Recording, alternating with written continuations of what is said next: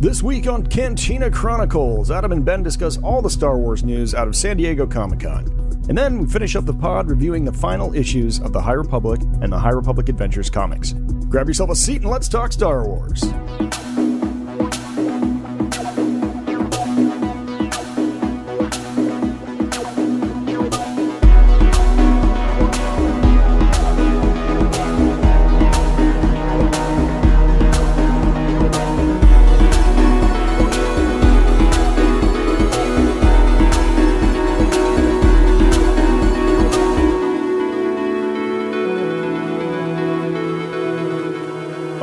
Welcome to Cantina Chronicles. This is a weekly Cantina crawl across the Star Wars galaxy where we have a delightful discourse about all things Star Wars, including news, notes, and theory, synthesizing all media. We are contextualizing your canon. We're your landing pad for all things Star Wars. Grab a seat. Let's chop it up. Adam, how are you today? I'm good. Ready to start talking some Star Wars, looking at some comics. How are you doing? I'm super. I think Grant must have gotten lost in the Rishi maze again. It happens from time to time. We'll see if he pops in later or what's going on. But today it sounds like we're going to finally catch up on some news and notes around Star Wars Galaxy. And then, we say a fond farewell to the High Republic for now. Yeah. With the last comics of High Republic Adventures, and then the High Republic main run last issue finale.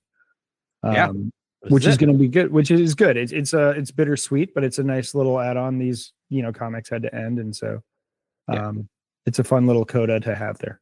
Yeah, we'll talk more about it. I always like when they have those little kind of afterwards, right? Like that's almost sometimes my favorite part of a book is like just that, like that little like you're just kind of marinating in the world that now exists, right? After everything happens. But before that, we got a bit of news to kind of talk about this week. Sure, what do we got? Yeah, so last week was Comic-Con, San Diego Comic-Con. It used to be, this is no shade on Comic-Con. It used to be like the place that you would get information from. But now that like we live in this, every single corporation has some type of event that we now have, like the Disney Plus event. We have Star Wars Celebration. So it's become less and less of a thing. But so you don't tend to get a ton of like movie news, but we got some stuff, some announcements within the galaxy far, far away, which is interesting. Before I get there, though, I just wanted to talk very briefly about the fact that George Lucas showed up to promote his museum that's opening in LA, and this is the first time that Lucas has been to Comic-Con. Wow. Isn't that wild? And all that the is time, wild. He's never, in terms of actually like presenting on stage, I'm sure he was there doing something maybe behind the scenes, but first time he's ever been on stage talking about anything. And it was about this, the museum, the Lucas Museum of Moving Arts. I can't remember the exact title of it, but not a ton Star Wars there other than the speeder from episode 4 is going to be displayed at the museum. So he's got my money. His Luke's land speeder. Yeah. Yeah. Oh, that's fun. Yeah, the thing's like life size. That'll be cool. Yeah, love it. Wheels and all. I'd love to check that out if I get out that way. Yeah. No, it'd be great. It's really funny. I mean, you compare it to like George R.R. Martin, who's like can't stay, like never misses a con anywhere. I know. Yeah. And maybe he'd get some more pages written. It's really funny. The George R.R. Martin stuff is like he's just a nerd who's been in nerd culture forever. I think he published, Marvel in like Spider-Man 25 back in like the 60s. There's a letter he wrote. They would publish letters at the back of their comics and answer it. And there's one from George R.R. Martin from like 1960 whatever, like as a little boy writing this Spider-Man. So he's been in it forever. Definitely one of us. But I'm just like, dude, finish your opus, finish it. And I love those books so much. I love his writing and the Dunkin' Egg and everything he writes. I love it, but it's just like, I don't know. From my cushy little ivory tower, I'm like, stay out of the cons.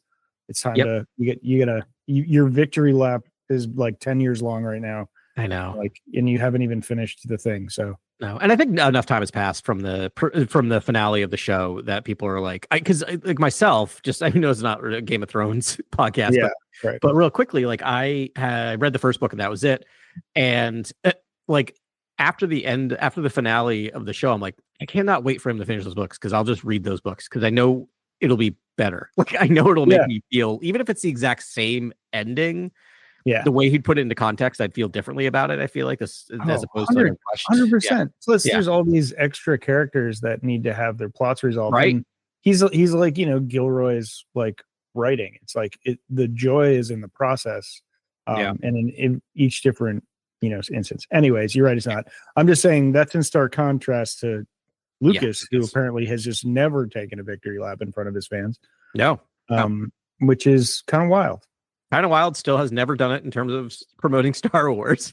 Yeah, I mean, I respect that.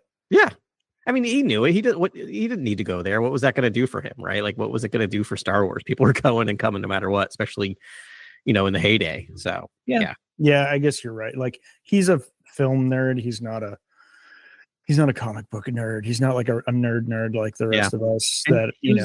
Yeah. And he was never a promotional machine for Star Wars. Like he just hired other people to do that and just was really behind the scenes for a lot of it. Yeah. Chilling in NoCal. Yeah. You think about it, the only time we ever see him is like behind the scenes documentaries, really. Yeah. Like we just rarely see him do anything else. Yeah. See him working. Yeah. Interesting. All right. So that's pretty interesting. That's a good note. Yeah. But we got a couple things there. So Lucasfilm was pretty quiet, but there was a couple of moments during Comic-Con. They officially announced that Star Wars Starfighter is starting to do some screen tests for actors. So, probably filling out some of their roles. We know some of the main cast, but it'll be good to see who who else is going to show up. Right. Ryan Gosling, Mia Goth. Yep. I'm really excited about Mia Goth. Me too. Yeah, that's such a great casting. She's going to be perfect in a Star Wars. And she's so she could use her in any way. That's what I like about her as an actor. Like you could just really do anything. I hope they go weird. She plays weird so well. Yeah, exactly. Yeah, I just watched X and then Pearl and and she slays in those literally. Favorite thing about Pearl is just the ending shot of just her face while the credits are rolling. It's one of the best things I've ever seen filmed in life. And that was a side note, somewhat improvised. The director just said, I'm just going to hold on your face for a while. And she came up with that kind of long breaking thing. It is eerie as heck. It is scary. This is like scariest moment in the entire film. It's just that part. Yep. So Vaughn, definitely watch those flicks if you haven't yet. Yep. Mia steals a show. Yep.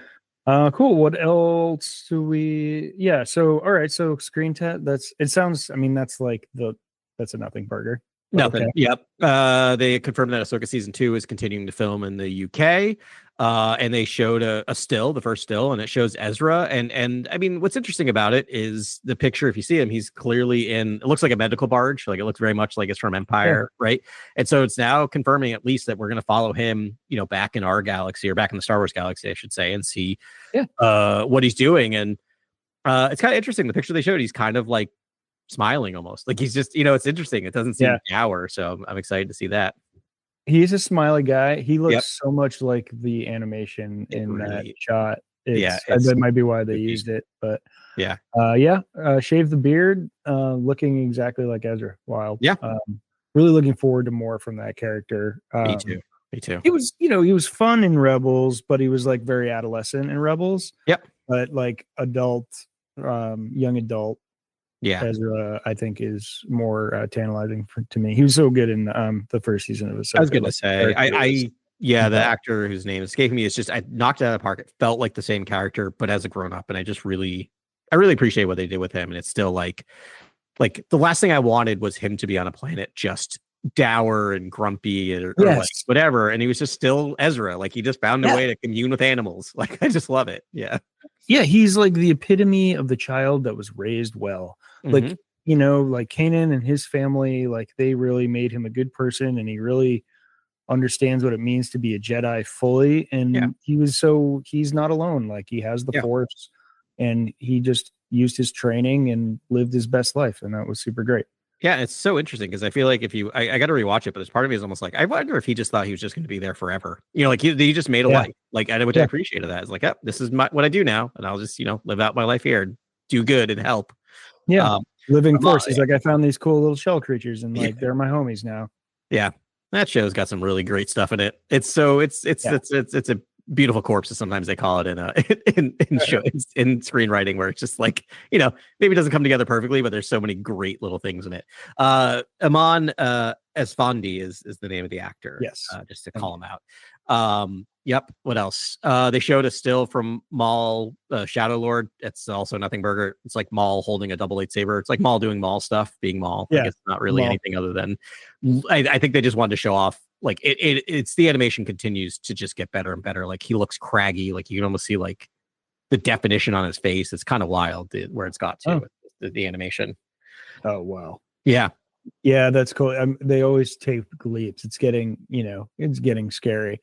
Though, like I said, I did just watch Love, Death, and Robots, and the extent to which they can make digital renderings of human life now is like, I'm like, I just wonder if that's the point that Lucasfilm Animation is vectoring towards. Right. Because it just keeps getting better and better. The only thing are the faces, and I feel like they intentionally sort of leave their faces sort of animated, but everything else, like, dappled sunlight and like clothes, blowing in the breeze, and like this, really intense animation. Yeah. I wonder if that's where they're going, but they're just gonna vault. It's just gonna vault over the uncanny valley, right? Like I feel like you said, they're probably avoiding doing the face stuff because it's just strange enough that you're gonna pick it up and be like, that seems weird, and then in like 3 years they'll just be like, nope, we got it, you cracked it. I mean, that uncanny valley stuff still hits me with the digital de-aging. Like I think it's good, but even when I saw like Harrison Ford and Last Indiana Jones, I just like stare at their mouth and their eyes, like, and I'm just like, it's not quite right. Like you can just tell it's a little waxy, something's going on. Your brain is like trying to reconcile it, but there's just enough there to be like, that's not normal. There's something weird there. There's something off. Totally. So what else? Let's see. I was just thinking, I started playing the first Death Stranding on my PS5, and I'm like, the same thing, like just lifelike, like just watching Norman Reedus, like Daryl is basically the person I'm playing as, is wild. Right. Yeah. That is wild. I heard those games are treasures. It's great. There's a steep learning curve that you need to get over, and it is like, it's very particular. Like you're walking a lot and actually having to like balance walking with the left triggers. And but it gets better. Like I'm totally in it. But the first like 5 hours, I'm like, I don't know about this. And then suddenly you're just like, no, I'm hooked. Yeah. Cool. Very cool stuff. Let's see some publishing updates as well. We got another Bad Batch miniseries coming out. The first one just finished. We'll talk about that in a couple of weeks, I'm sure. Yeah. And then we talked about the Reign of Empire novel, I think last week, or at least mentioned it last week. The first one, they did announce the titles of the next two. The first is The Edge of the Abyss, and the third is From the Ashes. And if I remember correctly, I think those books take place a year apart from each other during that time period, I believe. Yeah, I thought it was spanned more. Is it more? It might be more. Yeah, it might be more. Because From the Ashes sound like that's going to be. I think we guessed that it would do that, but actually, no, you might be right. And they're just the first 4 years of the rebellion. Yeah.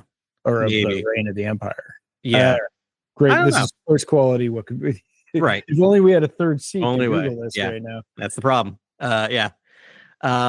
Let's see. And then they announced Star Wars Outlaws, Low Red Moon, a novel by Mike Chen, who did the Brotherhood novel a bit of a ways back. Yeah.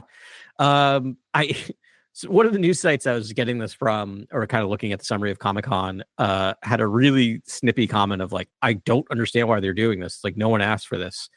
And I'm like, okay, you clearly don't understand how publishing works. This was ordered before the game even came out because they thought the game was going to be a hit, and they're not going to just shelve a novel because the game didn't do what they expected. So like, don't read it if you don't want to.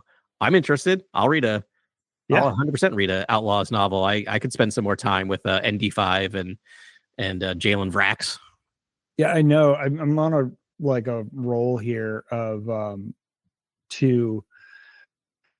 mentioning this video game in like every podcast. So I'm gonna just but I'm looking forward to this book. It's gonna be fun, and that game is sweet, man. So much replay value. It's great. Yeah, great. Let's play some Sabacc. Just do whatever. Right. Have some Starship battles. It's fun. but yeah, I'm excited to go back in, and it'll be interesting to see how it fleshes out the story a little bit more. Yeah, absolutely. Like I think those characters were great and interesting, and yeah, it's also I love reading books after, like, especially playing that game. I've heard ND5 talk to me so much that when I'm reading that book, it's just going to be his Right. voice. And Yeah. I just think it'd be interesting to see, because I usually do audiobooks, and I wonder if they're going to get any of the voice actors from the game to do it. We'll see. Yeah, that would be cool. We'll see how many people. Oh, that would actually be a really fun audiobook. It's a good Yeah, idea. I would love that. They did it a couple times with I was gonna say with they had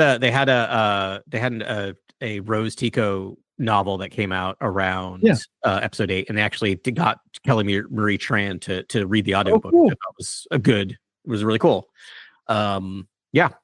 What else? Not too much more. Tons of stuff from Hasbro. Tons of Black Series announcements. They're gonna have the Black Trooper electronic helmet, which actually does the speech stuff. So I'm like sold on that. I just want to walk around my house all day making that sound. That's amazing. Yeah, love it.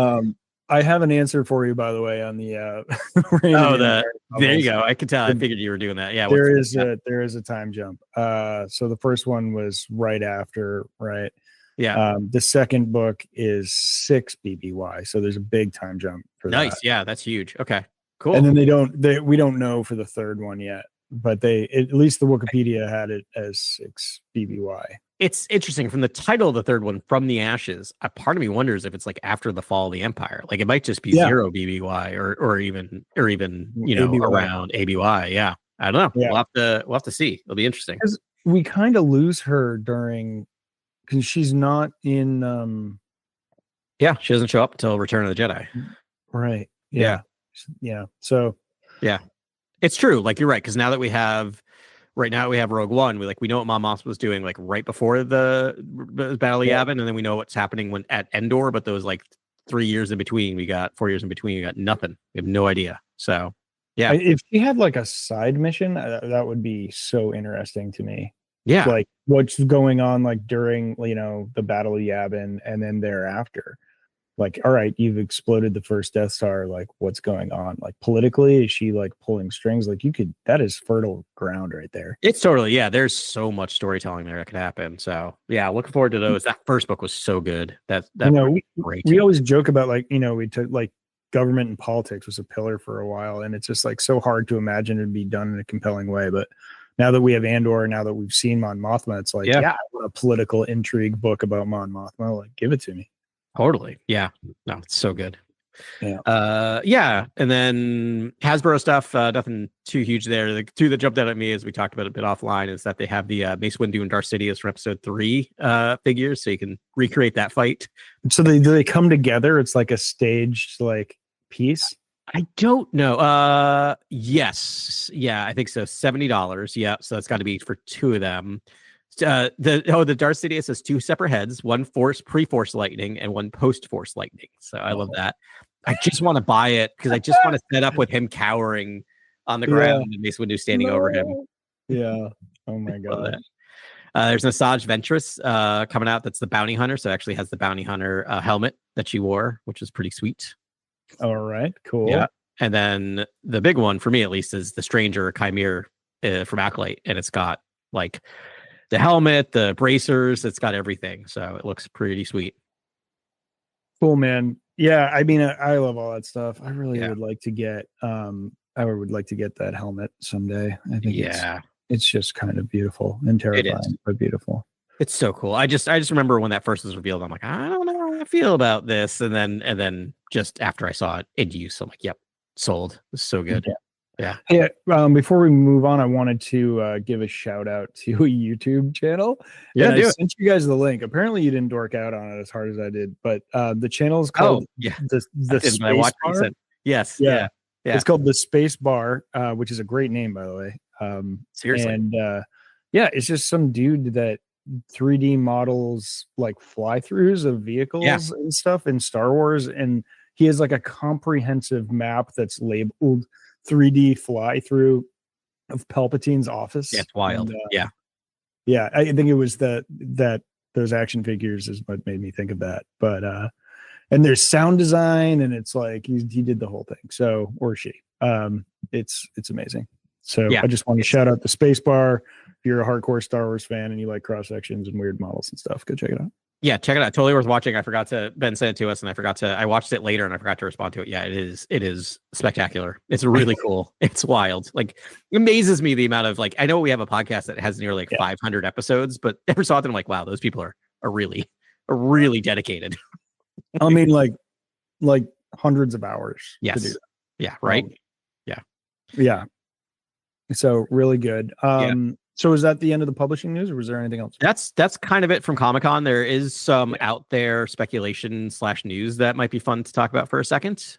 Sure. So from like an unverified source, apparently there's some reporting that there's been some movement on the Taika Waititi Star Wars movie. Okay. It actually has a working title called Cosmic Doom, and the production name is Ghost Truck 6. So I don't know. We'll see. I don't know how true this is, but I don't know. Every Doom is probably just a placeholder title, but I feel like, every time, that Kennedy talks about it, Kathleen Kennedy's asked about it, she mentions it. Every time she mentions like what's on the slate, Taika Waititi's name is mentioned, right? Like, I feel like they're not letting this one I'm go. gonna will this into happening. Yeah. He was just, I mean, I don't know if he like wrote those lines for those like the like scout troopers in Mandalorian. Yeah. That scene that they're like, yep. I mean, if Favreau wrote that, it's great, but just like feels like Waititi. It feels like probably on the spot. And then what it was Bill Hader too. Isn't it one of the directed that, but I know he was like, his line too. Yeah. What about Hader? I think Bill Hader's one of the isn't it Bill Hader's one of the speeder troopers? I think it's Hader. Yeah, it's one of the Star Wars. Everybody, one of the Saturday Night Live people. I think it's Hader. We'll have to double check. Yeah, I think it is too. Oh my gosh, it didn't hit me at the time because I'm kind of late to the Hader bus. Even though I guess he's everywhere if you just look for him. Yeah. But that makes a lot of sense. He's so funny. I just dig that dude so much. Yeah, he's amazing. He is. Yeah, it's so funny. Yeah. Wild. Right on. Well, that's actually very exciting news. I mean, I think Taika would make a legendary Star Wars. Like, you know what he's not going to do? Like your classic Marvel like action piece. Like, it's not going to be boring. That's for sure. Yeah. Well, I mean, I know he did. Like Ragnarok was amazing. Yeah. But those are very, very definitive rails that you have to run on in Marvel. I mean, it is and it isn't. I really think like to completely reinvent the Thor movie, the third Thor movie to make it like okay, my wife is gonna be mad. Luckily she doesn't listen to the podcast. I think Thor 1 is a perfectly serviceable film. Like, it's a pretty fun action. I think Thor 2 is one of the worst movies in all of MCU history. Carly would get mad at me. She loves Chris Hemsworth and she loves Thor, and I'm like, yeah, that's great. That movie is barely watchable. I can't tell the difference between the two for what it's worth. Like, I mean, like quality wise, I'm like, I don't know. My favorite game is whenever we get into debates, like, okay, tell me who the bad guy is in Thor 2 and what their plan is. And she's like, I cannot remember. I'm like, exactly. Yeah. I don't know. I remember a creepy building. Yeah.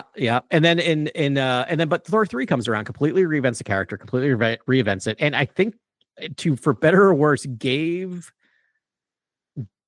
MCU the comedy language it was going to use for another 20 films. Like, I think every film after it was aping it a little bit with the comedy, and I think that serves some and is not great in the other, to the point where like once like Thor 4 comes out, it's just like everyone's like, I don't care about this anymore. We've been doing this for another 15 films. Yeah, I see what you mean. It was like he got Pearl Jammed. Where it was like, if you were alive in the 90s and 2000s, you'd be like, wow, Pearl Jam's the greatest band ever. And like, why are there 100 popular Pearl Jam clones that don't write songs as good? And right. That was like most of the late 90s and early 2000s. And then by the time Yield comes out, everyone's like, I don't care anymore because I've heard a million other versions of Pearl Jam. Even though, Yield is. I love Yield. It's one of my favorite albums, but I feel like the world was just, we don't care anymore. Like, it's so whatever. It's just saturated. Yeah. That's an interesting way to think about it. I didn't look at it that way, but that makes a lot of sense. Yeah, so back to him. Like, I feel like, I mean, the good thing is that him working at Marvel doing those 2 movies demonstrates his ability to work in IP, work with a large company. Yeah. I feel like he's at a key place to do this. He hasn't had a ton of success in movies lately. His last couple of movies were fine and just didn't do a ton. I think he's kind of out of the Oscar game. Like, I think Jojo Rabbit was kind of his last gasp for a while. I feel like he's kind of he's interesting. He is mostly just married to Rita Ora now, or dating for a long time. So most of his, like, I follow him through our account, so almost everything he posts is about him and his wife. So he's very focused on that. And he directed like 4 of the Super Bowl ads that were on the Super Bowl this year. So I don't know what's he doing. I don't know what he's doing. That's how he got started. Yeah. And they're like, I bet he's just given gobs of money. And they were well directed, interesting. Like, they weren't boring again. So I'm guessing he's gonna just. It's one of those things where I think they're just gonna be like, oh yeah, it's in production. It's done. It's ready to go. Like, I feel like that's just gonna happen with him. What a wild life. I mean, to do that, to like just put bread on the table and like there's no stakes and like no one even knows except for us now, apparently. Yeah. But then, but like at any moment, you could just put pen to paper, write a Star Wars, show up, at Skywalker Ranch. Yep. And be like, I would like to make a Star Wars now, please. And they're like, here's $250 million. Yeah. Yeah. No, it's true. It's wild. And like, I feel like the Taika thing is that people got like oversaturated with him. So I feel like part of what he's doing is actively like just laying low. Yeah. So that people are like, oh, whatever happened to, and then suddenly he'll do something new. And he's really just sitting around in TV. And like, his last 2 shows were amazing. Reservation Dogs is I know you were a big fan of that. Yeah. It's one of the best shows of the last 10 years. It's amazing. It's equal parts funny and depressing and sad and everything. And he wasn't super involved in all the writing, but he was a major force in getting it made and getting it kind of cheerleading it and producing it. Cool. And then, I mean, Our Flag Means Death is just fantastic. Cannot believe we live in a world where that we got 2 seasons of that show. That show is wild, and I can't believe it actually got there. The world needs more Rhys Darby. I know. Like, he's like saffron. He's like a special spice. Yep. That when you bring in, it'll just make the best dish you've ever had in your life. But it's like you can't put it in everything. No, exactly. He adds to everything. He was just on an episode of Star Trek: Strange New Worlds. Yeah. Oh, really? Yeah. His character actually retconned 4 threads of decades of Star Trek lore. Like, he just came in and like, I literally was like, are they actually doing what I think they're doing? And like threaded the needle at the end. And Carly had no idea what was happening, but loved it because she loves Rhys Darby. In this episode, you didn't need to know any of that stuff. But I'm like, oh my God, that's amazing. Like, they actually answered questions that have been around since like 1966 with this one character. So it's crazy. That's fantastic. That's what he deserves. That's what he deserves. Actually, oh man, now you got me excited for Rhys Darby. Like, if there's a Taika Star Wars, like, there's got to be a place for Rhys in there somewhere. Like, I'd want him to be the main character, but he couldn't be the main character. He'd just have to be he'd be a great droid. But I like him in human form. I want him in human form. I'm nervous they'll just give him a voice, but like, he just needs to be a dignitary on some planet that they get involved with or something. Like, I think, though, that's like one of Taika's superpowers is he knows how powerful that Kiwi accent is. And I feel like he's got a very particular one. And so Rhys, like, is unbelievably like specific accent. But like they play with it. Like when Don't Hate Me. Is it Korg is the name of the rock character from? Like you put that accent on like a juxtaposed, like imposing huge rock monster. And it works. Hilarious. It's so good. You could put Rhys Darby's like voice under a helmet. You could do it. Like, he could be a really funny creature in a rubber suit. I bet there'd be a lot of funny. There's so much you could do. And I just, I love Rhys Darby. We've talked about him a lot. I mean, you and I actually went to go see him live, which a couple years ago, which was awesome. Which is hilarious. But Our Flag Means Death, not to go back there, I feel like he demonstrated his ability to actually do a bit of drama too. I mean, it was a funny show, but it was serious at times, and they gave him some stuff to work with there, which I was impressed.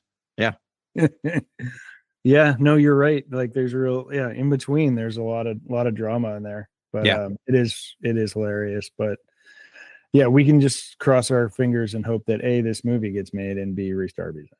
It's all the ones that are like out there that have like no idea what's happening with them. That's the one I'm like, I bet you that one's gonna happen. Like that It's just gonna feels like happen. that one's just gonna happen. And it may not be for another 5 years, but it's just gonna happen. Yeah, and for this one, and I'm actually looking more Jojo Rabbit. Like I Yeah. want him to get weird and serious. Like I mean, Yes. he is like he can be funny and it's funny, but again, we've seen the shtick a million times. Like Jojo Rabbit was like a little bit of a tough watch Uh-huh. There's a because of scene the in subject particular. matter.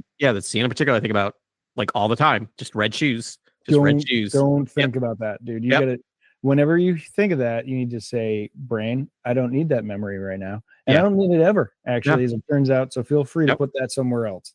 But amazing. Like amazing. Yeah. It was earned and necessary in that film, but boy is it just is a masterpiece of drama directing right in that Yeah. moment. Yeah. With terribly funny parts in it.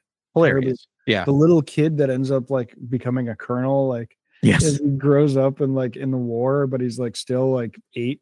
Yes. Yeah. Oh, that kid is just so fan. And like, where do you find child actors like that? I don't know. I don't know. They were magnificent. Yeah, I mean, Yeah. maybe that could be it too. Like maybe we get some child acting in there. And But, and he has consistently found child actors all the way from his first film. He works with a lot of child actors, and I can't think of a single one. I haven't seen the soccer movie he did. That was like the oh only right, one I yeah. haven't seen yet.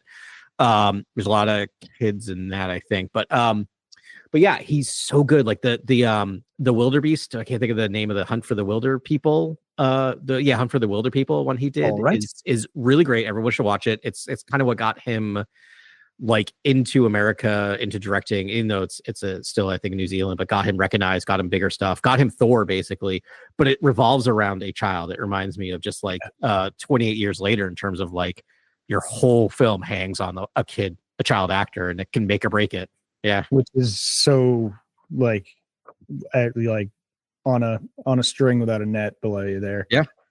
No, still think of Skeleton Crew, and I'm like, that's another one where I'm like, whew, that could have been rough, but they did it. Yeah. I know. I'm looking forward to watching that again. That was such a perfect little show.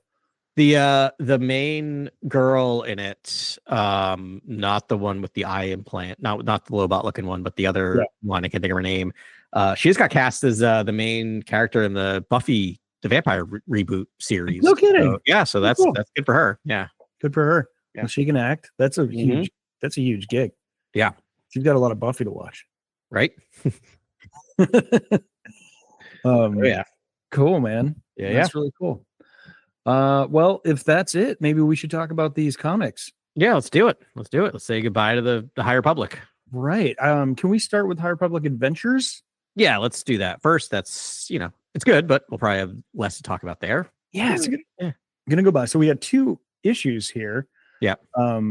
And this is High Republic Adventures. Y'all should know it. This is the younger comic. And it's just beautiful. And Daniel Jose Older started it, so we get them all full circle, all the beginning authors to finish them off. So Daniel Jose Older did these. The issue 19 catches us at the very, very end of the Battle of Eridu on the ground. Yep. So we had like the novels were in one spaceship, and the main run comics were in a different like group of starships that like a different starfighter battle. Yep. And then Adventures is on the ground, which is pretty cool. It is neat. I feel like I shocked when we talked about Eridu way back when that I didn't realize like the last everything was going to revolve around this one planet. So super cool that way. Yeah. Yeah. I mean, so we kind of we start on Cyan, which is like she hasn't had a huge role in these. Her and Zyle Keem, again, sort of ancillary characters, and you're like, okay, Master Tam, which is a Jedi that's like just sort of popped in and out through all these things. But obviously Lula and Zine, the married couple, are the stars of this run. And they do get in there, and it's a nasty battle, and Sion catches a bad one. Yeah. At the very end, which is, horrifying. And like for a minute there, I was like, oh my God, like, are they just going to kill, like, I was waiting for shatter it your too. heart one last time before Yeah. they go? Yeah. I thought she was a goner for sure. Right. And so, Sion, like, she's a very cool character. I think she's in the special forces on Eridu. Yeah. But, she is famously in a scandalous relationship with Jedi Emmerich Camphor, who is the kind of private eye Jedi. Yeah, he was in the trial of was it? Yeah, Trail of Shadows. Yes, where he was investigating wasn't it just the nursery rhyme around the Nameless? Was that what he's investigating? Yeah, I think that's where it started. Yeah, yeah. Shri Karai Karai. Yeah, and they just had this like film noir Jedi investigator sort of story go through there, and so of course he's got a girl that he can't be with, and we know he's trapped. Oh gosh, was that from a novel, from an audiobook? It was from the last novel. It was literally from the one. Oh right, we find out his fate, right? Like he gets holed up in one of those cannons. Yep. And then and they get and then they're stuck in there because it gets blasted by General Weiss. Yep. And he's in there with a Jedi that I looked and I can't find their name.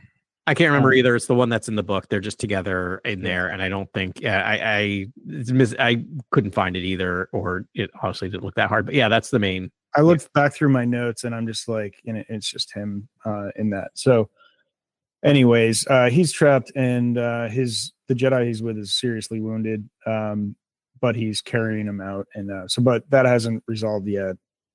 We're just there. Yeah.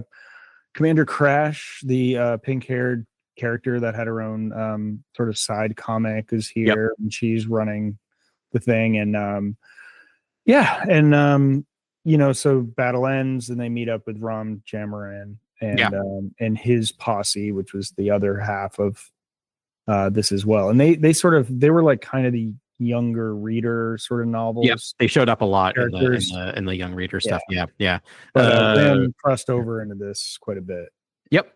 Yeah, totally. He's must be a fan favorite or at least an author favorite, because I feel like he pops up in so many of them, and I like him too. He's a good character, but it's so funny how he just started out in that one race book that I can't Race to Crash Point Tower, or something, and then suddenly he's in everything, popping up everywhere, which is fine by me, but it's just really funny when that happens. Yeah, there was that one novel where he's like, they're on a planet and they're trapped, and he's I think it's like a kind of an introductory scene with him, but it's like a really dark book, like with a lot of action in the streets, and he befriends some Anzellans, I believe, and right, I got a shipyard and he's working there, and really pretty cool stuff. But he's an amazing character, and they show him getting knighted. Yeah. Actually, that's the next one. But that's all right. But he they're kind of the tail end together. But we get him. He gets knighted, which we can talk about in a minute. Yeah. So they, these characters are all coming together.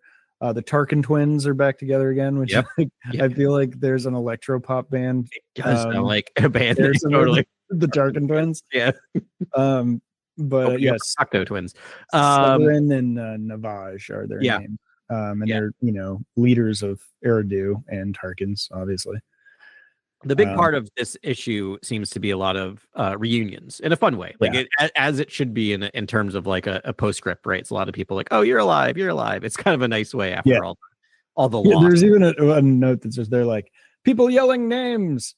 Yeah, right. Yeah, because like everyone sees each other and just yells their name. That was a little fourth wall breaking, but okay. It was funny. Yeah. You're allowed this after this serious endeavor. Yeah.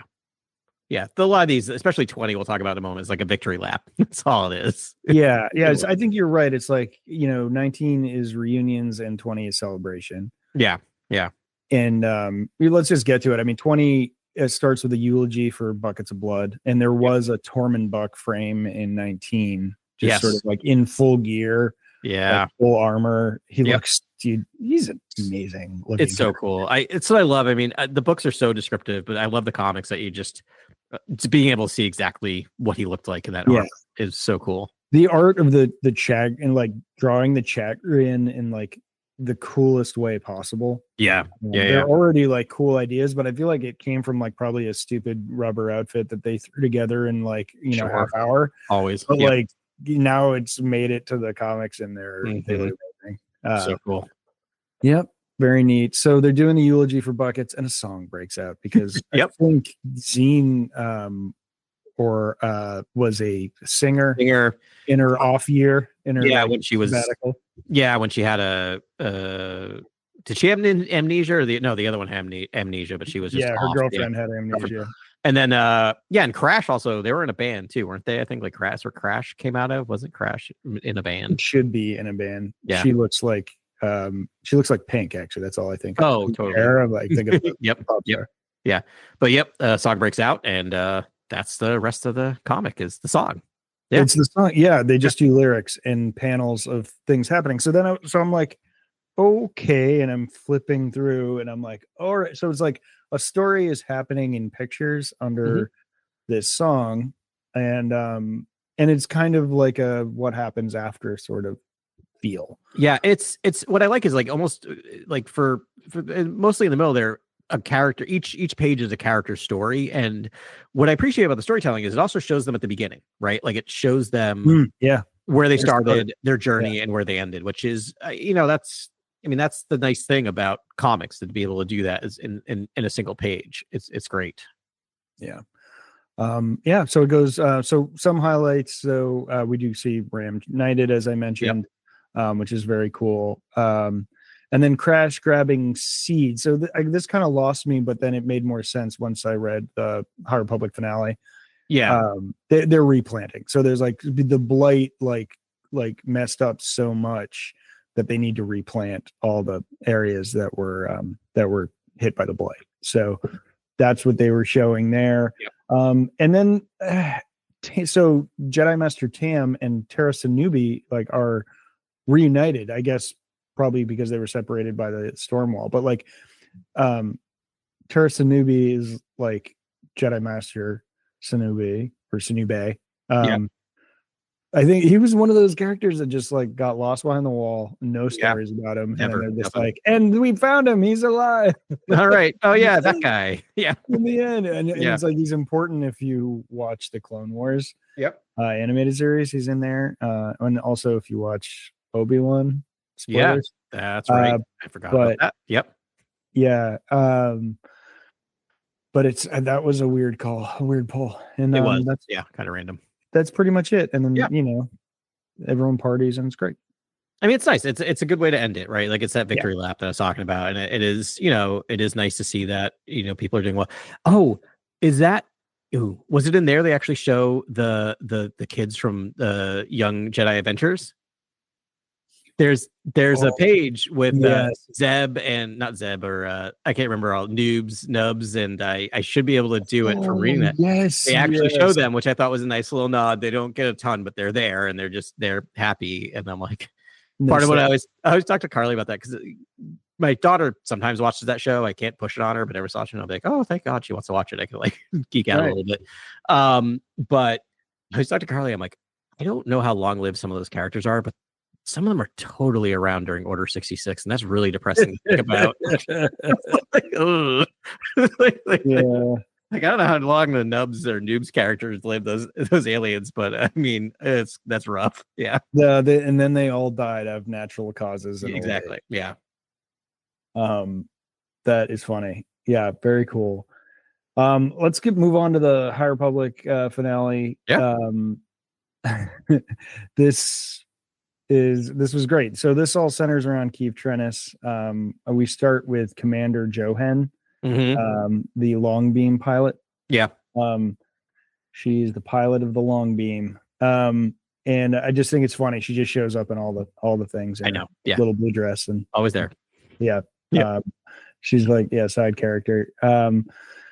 But yeah, and we are in the we're feeling that Lorna has killed one of the big bad Nihil named Hatar. Yeah. And Keith is kind of miffed about it still. Yeah.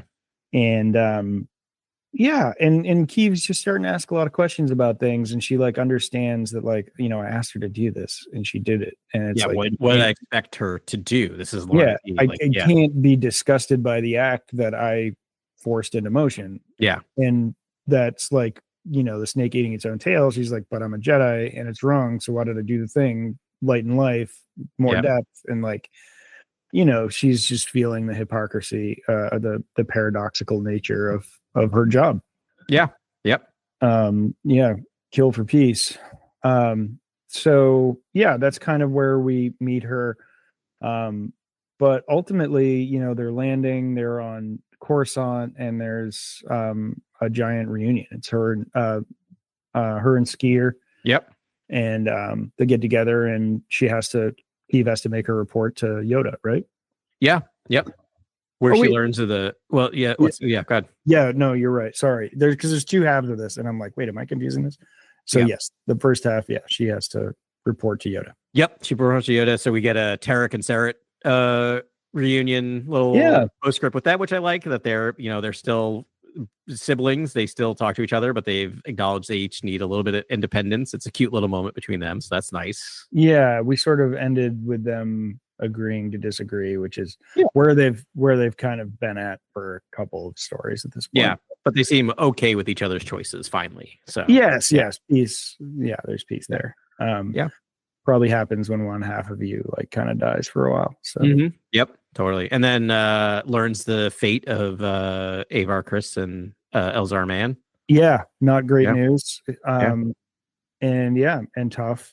And I mean, and the big news is Yoda wants to fast track her to the council. yeah, yeah. Basically, offers her a seat. Yeah, yeah, yeah, Yeah, yeah. and I mean, they were kind of subtle about it. She was like, "I'm not ready," and he's like, "No, you're not, but you will be." Yep. And I think he's like, "This is could be your path."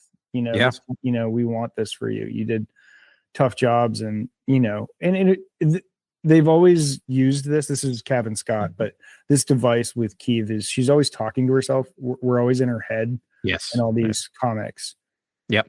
and yeah, and she's just like, yeah, he doesn't know that I never wanted to do this. Like, Yeah. I didn't want to be a general. And she starts like, really, it's just a logic experiment. It's not a vision. It's Nope. not, Yeah. anything. But She's she's like, playing it out. Yeah. yeah, she's like, what if, like it's a short step to us being military commanders and leading legions of, warriors into battle and raging death on people. And like, she's like, who's, Yeah. gonna stop this? It doesn't make much sense. In a lot of ways, like she connects the dots between this and the Clone Wars, right? Which I Yeah, appreciated because it's subtle. Sometimes I think almost a little too subtle in yeah, in the High Republic that I think there's a real straight line between that and where we get to them, how we get right. them to the Clone Wars, and I think that could have been explored a little more. So I appreciated that for like in the literally the last thing we're going to get out of the High Republic. Cabin Scott takes a moment to draw that line. Yeah. Yeah. And I think that's something that like George Lucas would never miss an opportunity to draw a line like that. And with him, it might be a little too He beat you over the head with obvious. it. Yeah. But I think it's, I don't know. I wish Grant was here because I feel like that's kind of something that Grant I think Totally. wants back. Yes. It's just sort of like, why do a thing in one book if it's just going to be an isolated incident connected to the larger galaxy? And sorry, Grant, for speaking for you. I'm probably totally wrong, but I like that. And I think that, I don't know, there's value to that in Star Wars. That's like something that differentiates the canon. Like you can draw direct lines to things that happen later on. And so, yeah, agreed. that was pretty cool. All right. So now we flash to Dalma, a totally ravaged world, and Lorna has become a surly philanthropist. Yeah. Apparently, she and her squad has made a bunch of money, and she's reinvesting it to reforest Dalma and bring it back. And there's a big party, and a lot of the council shows up, and a lot of people show up to party, and we. So all the other, it's a curtain call for other characters here. Tay Scarrett. Yep. Scarrett's there. Yep. Yep. Living his best life. And obviously Skier's there. But Keeve is noticeably absent. Yep. She was supposed to be there. she's not. No one really knows where she's at. Lena So, the chancellor, Lena So, yeah, shows up with her two Targans. Thank you. Nerds. Yeah. Yeah, actually, I was surprised by that. Just like no one knew about it. Real Dyro is there. She is our friendly reporter that's been on the ground. And now that I've watched Civil War, like I kind of like that's who I think. Nice. Yeah. I have not dove into Civil War yet. That's it's good. Actually, I've heard I thought it was going to be like some sort of manifesto for one side or the other. It's not. It is a movie about photography. Yeah, that's what I've heard. As like, if you go into just wanting a movie about war photography, like war reporting, and I'm like, okay, kind of do. As long as I know that, the more I hear about, the more I'm like, oh, I can deal with this movie. It's not going to be as it's not going to bum me out as much as I thought it would. It won't. It's actually fascinating, and yes, it's like it's disturbing. Sure, but like it's not. It's very intelligent. It's a really good it's not just washing itself, I'm sure, in the disturbingness of it. I just assumed it would be schlocky and obvious, and it's not. It's Garland, right? It's Alex Garland. Yeah, it's Alex Garland. Which I mean, again, wrote the 28 years later, and is just, I mean, he's just everything he does is worth watching. I wish Grant was here because I just watched Tenet for the first time, and I have a hot take on Tenet. Okay, Tenet is good. I think that movie is really good. Yeah, Tenet's great. People really went after it. I'm like, yeah, maybe I don't understand the intricacies of everything that's going on, but I'm like, you're not supposed to. It makes enough sense that I'm like, I wasn't like completely lost. I'm like, sometimes you scratch your head going, I don't get why this is happening, but like it ties it threads the needle at the end. Anyway, I think it's really good. It's brilliant and beautiful. And Robert Pattinson is awesome. I'm weird that I'm at this point where I'm like, I like him a lot and everything I see him in. But yeah, anyway. Sorry, name the actor again. I talked about Robert Pattinson. He's like the friend in that. Like I love that story. And then also he's Batman. He's the new Batman. Yeah. Right. Anyway, that's for Grant. If he listens to this, we can have a conversation, Grant, next week. But Tenet good. Tenet which I think he likes too. Which Hot take. Yeah. I know. I saw Fantastic Four today, and they had they had a little Odyssey trailer. Yeah, 1 year from today. Yeah, or 1 year from now. Yeah. There wasn't much there, but no, because it's literally still a year away. He shot like one scene of that movie. They're selling tickets already. Tickets are on sale right now. Oh my gosh! I mean, IMAX. It's gonna be awesome. It's gonna be huge. It's gonna be big. Yeah. It looks sick, and I'm like, I can only imagine how good Christopher Nolan's gonna make that movie. It's no question. It's gonna be amazing. Yeah. Anyway, so I digress. Talking about the photographer or the reporter, Real Dyro. Yeah, she's there, but she keeps it under wraps, and like the chancellor having a small party with her friends and with the people of Dalma, and like this resurgence and regrowth and all, like very cool, very cool. Lorna and Quinn, I can't reconcile the way Lorna D's boyfriend, I thought it was girlfriend. Unclear. I'm not sure either. And I'm just trying to be correct here.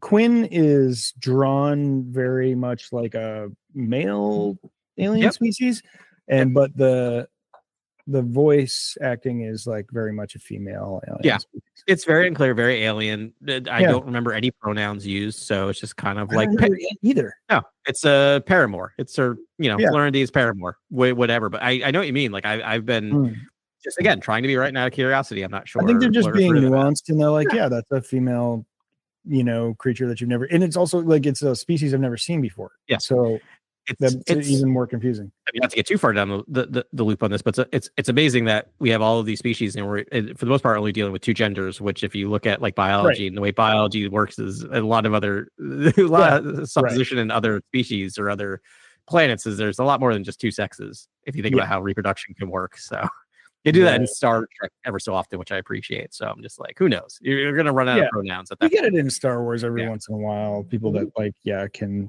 self-progenate and all that sort of stuff. But. Yeah. All right. Brother Lycos and his daughter. Do you remember them? I don't. Nope. Sure don't. So many characters. Apparently they're excellent Jedi gardeners. or just gardeners. All right. I'm sure. Yep. I'm sure that vaguely sounds maybe familiar. I don't remember. Because if you don't laugh, you have to cry. It's like I don't know how the writers were barely able to keep all these threads together over 4 years. Yeah. And it's, you get an entry in a different medium every 6 months with and you're like, okay.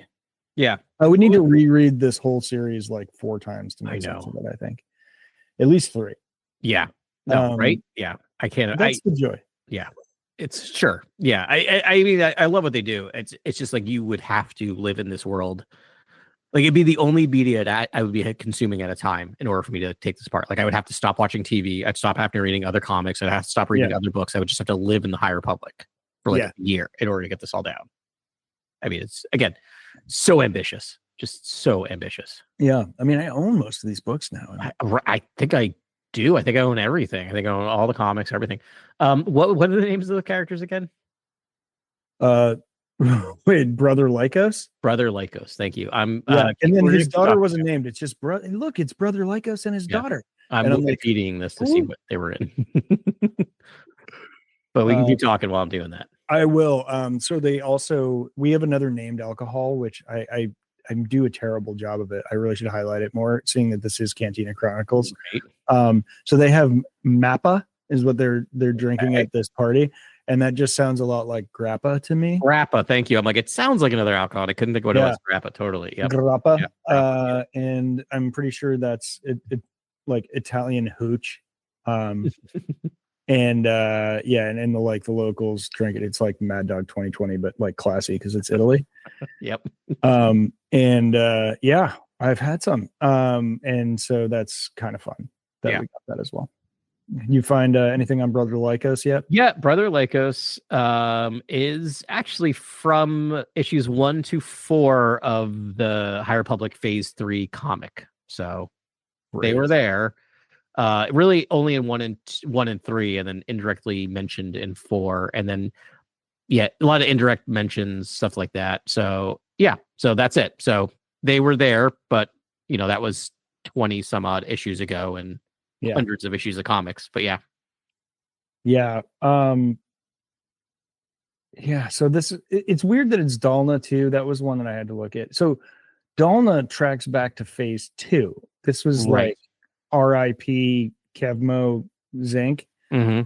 And and I guess it just got like destroyed later on, which is a bummer too. But like this is the home planet of the Path of the Open Hand cult. And essentially the start of the Nihil. So this is, I think of that as the full circle connecting there. Where we're replanting and ends where it begins, right? Type of thing. Yeah, exactly. So clever and lovely, and as always, as the whole series was. But that's it, man. Finale right there. That comic just came out this week. Yeah, I mean, we didn't talk about the big ending with Kiev Trennis. Like we didn't. So she finally they find her. She comes back and basically is like, "I'm out. I'm leaving the order." Yeah, and she hands in her saber, and we do know that she's quote unquote one of the fallen. Yeah. And I think we had been interpreting that as they went to the dark side, but I think it might just be cherished Jedi that left the order. I think so. I think it's anyone who left the order, which if we think about it, like we had, I can't remember his name. He left but came back. And then Comac Vitus. So there's not a ton, even in this. I'm sure that's why they had to kind of think about it. But she's one of the 20. I agree. I cannot imagine her falling to the dark side. So I agree. That's my new interpretation of the 20, the lost 20, or just like you said, like Jedi. Especially since she like pulled Skier back from the dark side. And it looks like now she's like has an administrative position. She's like the ruler of Dalna or whatever. Yeah. And the woman from the High Republic Adventures who left, I can't think of her name. We were just talking about her. Lula. Lula. Was she's not a knight, right? Was she just she wasn't knighted yet? I think so. Yes, right? I guess that's so she wouldn't have been one of the falling too, because I also interpret the falling as a full Jedi, a knighted Jedi leaving. I mean, we could do a whole podcast on who the fallen are. We should. Yeah. And I mean, I think it would make sense that like Dooku is one of the fallen, but I don't think it's because it's like fallen to the dark side. No, That just I wouldn't think make you're right. sense. It's just like it. I think cherished Jedi that have left, and yeah, I mean, technically, I think Akiva is a master. Did they give her that title? I don't know. That's a good question. I know she's. I think they say it in this comic that she might be. Yeah, I bet you she is, because she was knighted in issue 1, right? Wasn't her trial? Her trial was like issue 1 of the first. Yeah, the first issue of High Republic, and then to be a general and to be running that whole thing. You're right. She must have been she must be a master at this point. Yeah. So I wonder if that's it too. If the Fallen 20 are actually just masters who have left. Yeah. Well, I don't know. That might, like I said, that might be a good a good episode. If I was still on Twitter, I would run that one by Pablo. I wish there was other ways to communicate with these people other than like the Superverse, but other than evil platforms. Yeah. Yeah, exactly. Yeah, so she leaves, but there's a touching scene at the very end with her and Skier, and Skier's kind of like, they reunite a little bit, and she calls him father. Yeah, which is very touching, which is very nice. Can't call him master anymore, so he calls him father. Calls him dad, right? Yeah, dad. Yeah, that was very sweet, and because you knew they were just like super close, and they just like weren't having it. Yeah, like they like the master apprentice relationship was like not. That didn't qualify. They were like family. Yeah, for sure. Which is kind of funny because, like, Skier is a giant Trandoshan, like one of the most ferocious, like people lost his mind and started like killing things. Like, yeah. And it's like, but they just have the most tender relationship. It's so nice. Yeah, it's funny. Cool. Well, we have more High Republic actually era coming up. We'll jump in time, and we've got actually I don't have the name of it right here. Do you? It's with the Yord and Jecki novel.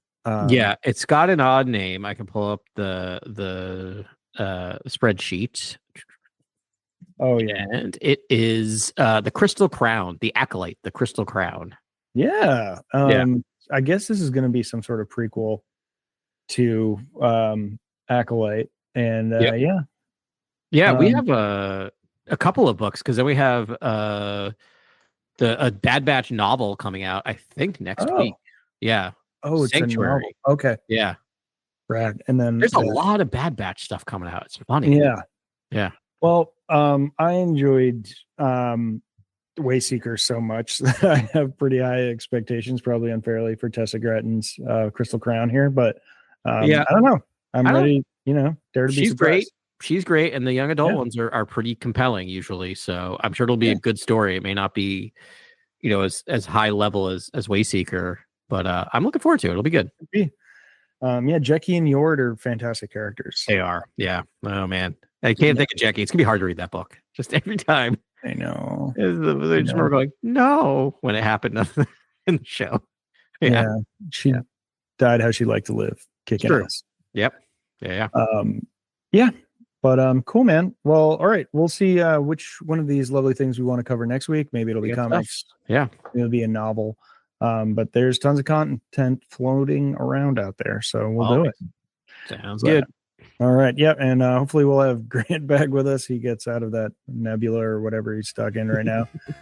And we'll get his thoughts as well. So thanks very much for listening to us. And we will talk to you next week at the old Cantina on Cantina Chronicles. Thank you for listening to this episode of Cantina Chronicles. Please like and subscribe wherever you listen to this pod. You can reach us at Cantina Chronicles on Instagram or cantinachronicles@gmail.com.